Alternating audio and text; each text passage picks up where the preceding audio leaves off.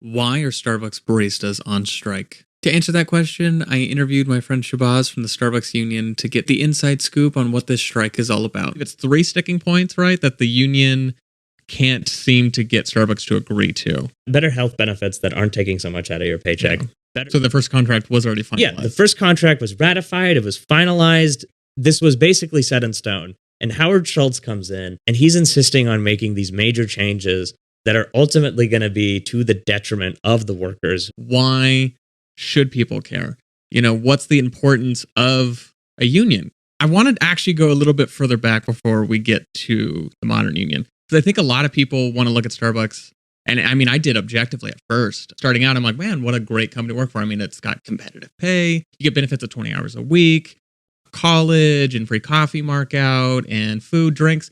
But you explained to me that some of these things weren't inherently part of Starbucks to begin with, that some of these came from earlier union actions. So going into the backstory on the history of the unions with Starbucks.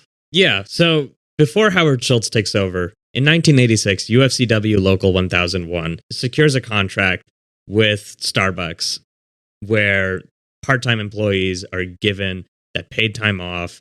They're given health benefits. They're given a lot of the benefits that we get to enjoy today are won by UFCW Local 1001 in 1986. When Howard Schultz takes over, he promises that he's going to honor this contract and try to keep those benefits in place.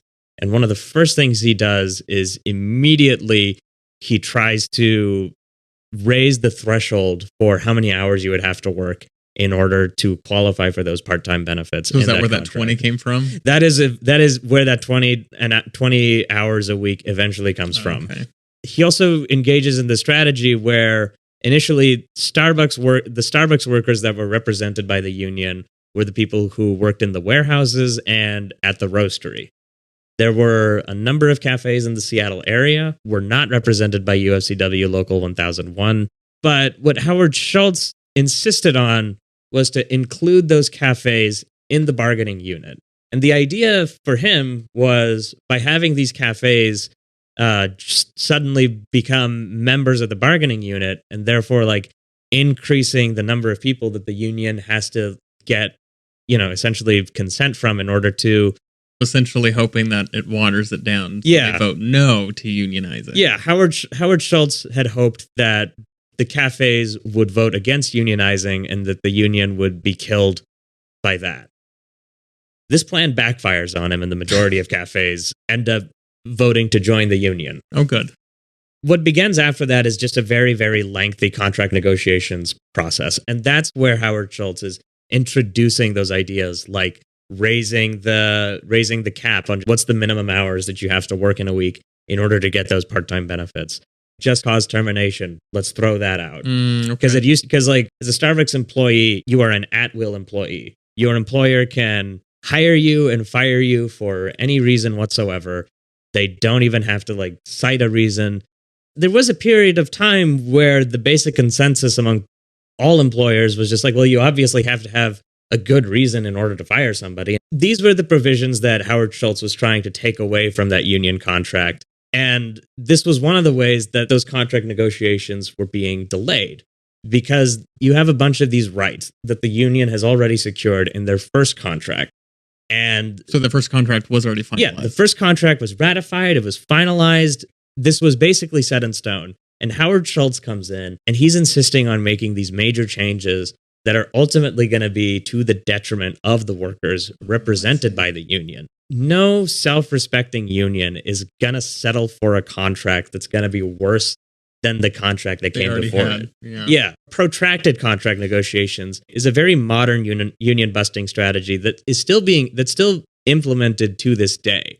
And part of the reason that these protracted negotiations are such a beloved tactic among anti-union employers is because if a union is unable to secure a contract with its employer after a 12-month period, the employees have the right to file a decertification petition and essentially like throw out the union. That's exactly what happens in 1987. Howard Schultz and Starbucks management then protract the contract negotiations of just like get rid of these benefits and then we'll sign on to this contract. and it gets protracted long enough where a decertification petition is eventually filed. Now, in Howard Schultz's biography, the decertification petition is attributed to this barista named Daryl Moore. Daryl Moore comes around and he rallies his fellow coworkers to sign on to this decertification petition to get rid of the union and just let Howard Schultz be the person who will listen to the employees' concerns and be the representative for both employer and employee. So from what people who were actually involved with the behind-the-scenes legal process, they have always maintained that from the minute the decertification petition was filed to the day that the union was actually decertified, Starbucks management was always present and actively working to decertify the union every step of the way. What are the key points on the contract? Specifically, what is it that the union is really fighting for? I know there's a lot of points. What are some of the key points? And then what are, I believe it's 3 sticking points, right? That the union can't seem to get Starbucks to agree to. Better health benefits that aren't taking so much out of your paycheck. Yeah. Better pay so that you can actually afford to live wherever you are. And guaranteed hours, because in order to qualify for pay and for benefits, you also need to be guaranteed that you're going to get the 20-hour minimum or whatever it would be. Or at the very least, you're getting the hours that you're promised, which is one of the things.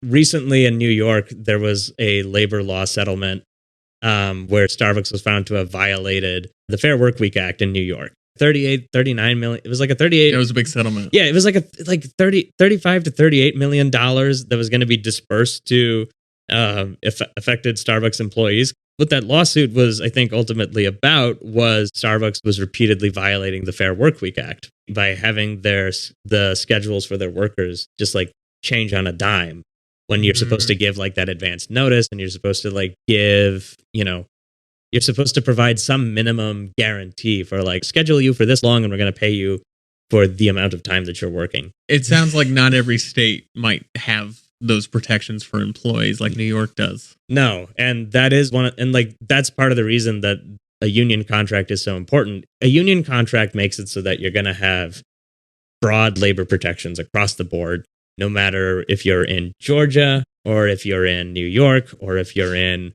Louisiana. You're supposed to be guaranteed the same pay and that same benefits if you are represented by a union. And when you're not represented by a union, the protections you have at that point are going to be dependent primarily on which state that you live in. Federal, state labor laws. You can look at the store closures that happened back in September. You had a number of people who, found out on Thursday that they were going to be losing their jobs, and then they were out of a job on Saturday. Yeah. In Washington. Really no notice. Yeah, with no notice. But you had certain... But you are expected to put in 2 weeks, of course. Yeah. You're going to be leaving. Why should people care? Of course, there's the argument, go work somewhere else. What's the importance of a union? Because we could argue that, I think McDonald's employees also deserve a union, just like teachers deserve a union and screen actors and everyone else. Yeah. Right? So it's really a matter of fighting for the working class.